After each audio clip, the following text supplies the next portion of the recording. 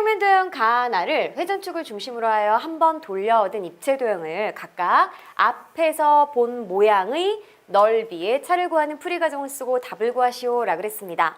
어떻게 해결해야 될지 계획을 세운 다음에 우리가 풀이 과정을 쭉 써보도록 할게요.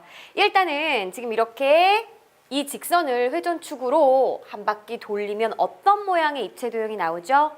자, 왼쪽에 있는 모습을 보니까 직각삼각형입니다. 그러면요, 똑같이 이렇게 접었을 때 우리가 선대칭 도형을 그려주세요. 그런 다음에 이 점과 이 점은 어때요? 이렇게 이제 한 바퀴 회전하기 때문에 느낌 살려서 쭉 부드러운 곡선으로 그려주면 됩니다. 즉 원뿔 모양이 나오겠죠. 나 같은 경우는 조금 어렵습니다. 회전축과 1cm 떨어진 이 사다리꼴이 한 바퀴 돌면 어떤 모양이 될까요?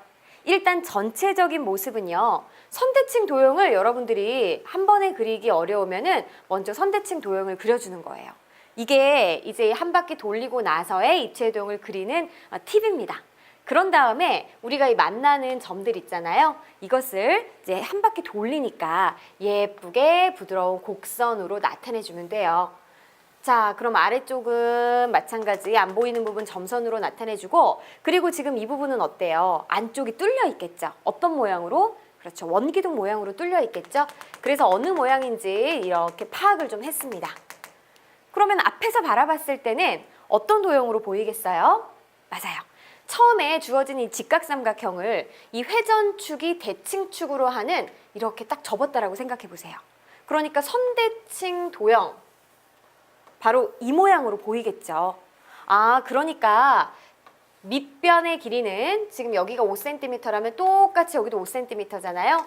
10cm이고 높이가 5cm인 삼각형 모양으로 보이겠고, 그 다음에 나 같은 경우에는요. 자, 뚫려 있긴 하지만 앞에서 봤을 때는 우리가 투시안경을 쓴 게 아니라서 뚫려 있는지 모르잖아요. 어떤 모양으로 보이겠어요?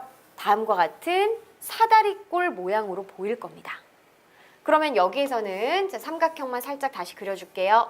밑변이 10, 높이가 5cm 단위 생략하고요. 나 같은 경우에는 지금 이렇게 전체적인 앞에서 본 모습은 사다리꼴인데, 자, 여기서 윗변 아랫변 잘 따져줘야 되겠죠. 보세요. 여기서부터 여기까지가 2cm이고 지금 이렇게 회전축하고 떨어진 만큼 얼마만큼 떨어졌어요? 1cm만큼 떨어졌습니다. 그럼 앞에서 바라봤을 때는 여기가 이 회전축이 있던 곳이라고 한다면 여기까지 3cm가 되겠죠. 그럼 여기도 3cm가 되니까 윗변의 길이는 6cm가 되겠고요. 자, 아래쪽 보세요. 1cm 떨어졌고 이 끝까지 또 5cm예요. 그럼 이 회전축이 이 가운데 있다라고 한다면 이 끝점까지는 6cm가 되겠죠. 여기도 6. 그러면 아랫변은 12cm. 자, 그럼 높이는요. 바로 주어진 처음에 요 사다리꼴의 높이와 같으니까 4cm.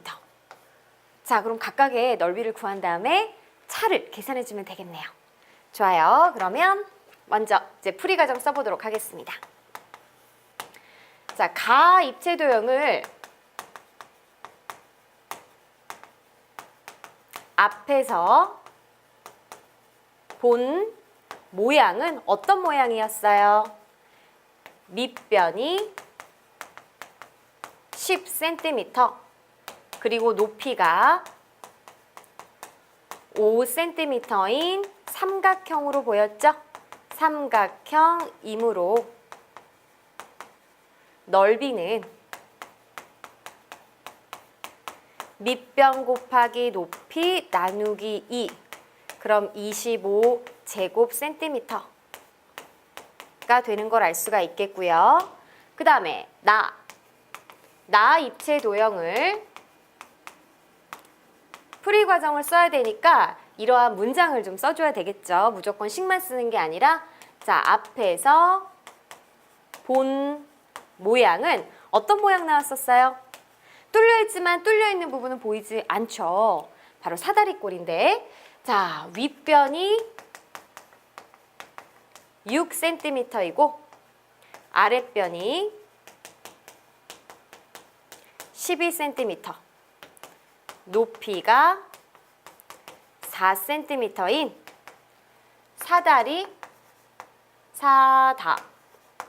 사다리꼴 이므로 넓이는 자, 윗변 더하기 아랫변 곱하기 높이 나누기 2입니다. 그럼 18에다가 자, 4 나누기 2 먼저 해도 돼요. 36이죠? 36 제곱 센티미터입니다. 자, 이제 답을 구할 차례네요. 문제에서는 넓이의 차를 구하라라고 그랬죠? 따라서 넓이의 차는 36 제곱 센티미터하고 25 제곱 센티미터가 나왔으니까 36 빼기 25 그래서 11 제곱 센티미터입니다. 라는 걸 알 수 있습니다. 자, 정답. 마지막 계산 결과인 11 제곱 센티미터가 정답이 되겠습니다.